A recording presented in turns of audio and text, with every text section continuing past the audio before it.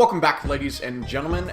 Today, we are finally getting around to reviewing Eminem's latest new album, Kamikaze. Eminem is one of, if not my favorite artist of all time. He was the first rapper I was ever introduced to, actually, funnily enough, due to my love for Michael Jackson. He did a video clip for Just Losing It, which he took the piss out of Michael Jackson, and from there, my love for Eminem just took off. Not to say that I've loved every single body of work that he has dropped.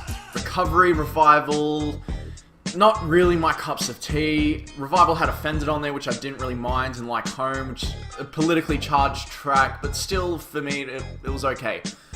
But regardless, both of those albums, neither one of them did anything for me. Recovery, I felt like he just kind of sold out a little bit and became what he was rapping about in his earlier days. Very radio hit friendly. It wasn't for me. But anyways, getting right into it, this album was a great surprise. I absolutely love that he's just surprise dropped this on us. There are so many things to talk about in this album, from the amount of disses that he drops, to the features that we get on this album.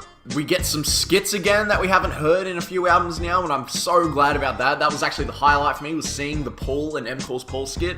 Just like old times, I was so happy about that. I feel like one of the more common themes that we're getting throughout this album is his aggression towards the critics of his latest album, Revival.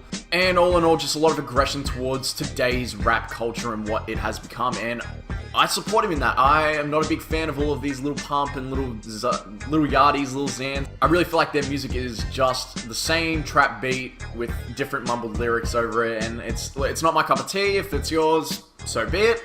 But to the point I was making, I agree with Eminem here. Yeah, we hear him diss a lot of these people on the big track out of the album, The Ringer. That was definitely the one that received the most attention straight off the bat. We also then hear him address a few issues in Full. That's more about the critiques that he gets, but we hear him also diss like academics and Joe Budden in there, which funnily enough, Joe Budden is actually signed to Eminem, so it's a little bit surprising that Budden's decided to try and take a swing here, and Eminem's obviously clapped back, so that'll be interesting. We hear him diss a lot of people. He doesn't really shy away from anybody. Tyler, Creator, Earl Sweatshirt, which personally actually kind of hurt me a little bit because I really enjoy them. But yeah, we hear him just call out everybody, from Machine Gun Kelly, who obviously, and now this is how late I'm recording this, we've had Machine Gun Kelly's reaction, his response to the song, which admittedly I thought was actually very well done. I can't wait to see what Eminem comes back with. I feel like Eminem is just going to completely burn this motherfucker down. But again, props to MGK for that track. It was well done, and it's going to be hard for Eminem to clap back, but I know he will do it. So anyways, back to it. So on top of the disses, we then get a little bit of the braggadocious kind of track in Greatest, which again, he's talking about him being the greatest MC alive, which that's up for debate. I'm not going to get into that. And then surprisingly, the track Lucky You was when it first came on, I was, oh, what? This is a little bit different. You get the Joyner Lucas feature in there, which was just perfect. I thought that was absolutely gorgeous. I'm not the biggest fan of Joyner Lucas. I find his music is a little bit harder to listen to. He himself is very lyrically intelligent. He just like Eminem, is very good with wordplay. So it's good to see them on a track together. I really enjoyed that. We hear him again complaining about wanting to go back to normality, and I guess also the difficulty of his relationships in tracks like Normal, Nice Guy, and Good Guy. But another track that really kind of caught me off guard was Not Alike. Just at first hearing that Take Keith intro followed off by the beat from Look Alive, and that was actually really surprising. At first I thought maybe it was going to be a complete diss towards Drake. We get a few subliminal lines throughout the album towards Drake, and he does get name called in one song, but it's not really a diss. More just saying that artists are copying Drake's flow, which is pretty evident. We do also, though, hear him talk about ghostwriters in 2 tracks, I believe. I remember hearing him mention that, so I do believe there is our subliminal diss to Drake. But back to the track Not Alike, I actually really enjoyed it. It was different for Eminem to try and get onto a track like this.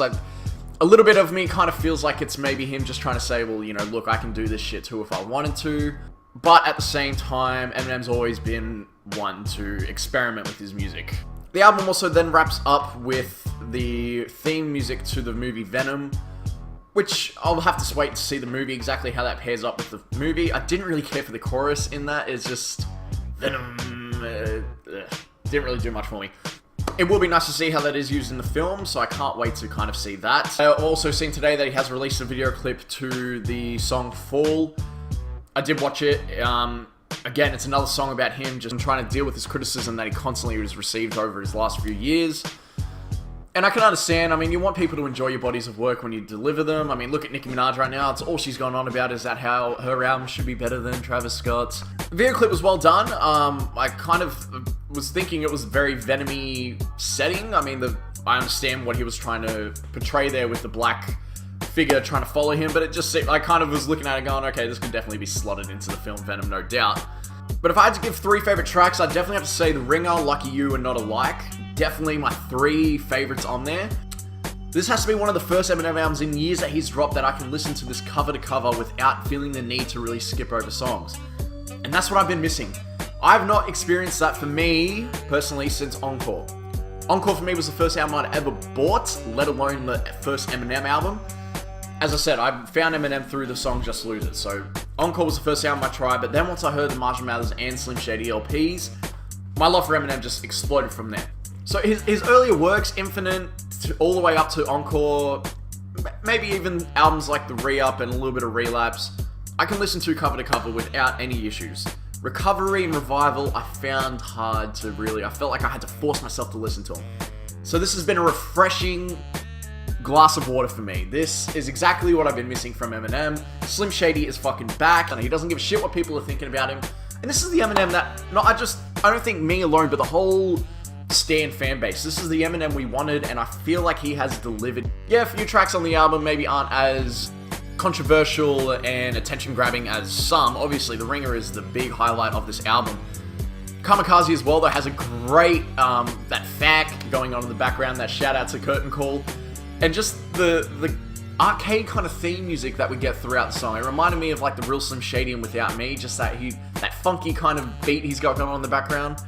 And look, overall, I've thoroughly enjoyed this album. This definitely has to be one of my favorite albums of the year, no doubt. And as he says in one line of the song, if they give album of the year to some rapper that I haven't even heard of, man, this shit is bullshit.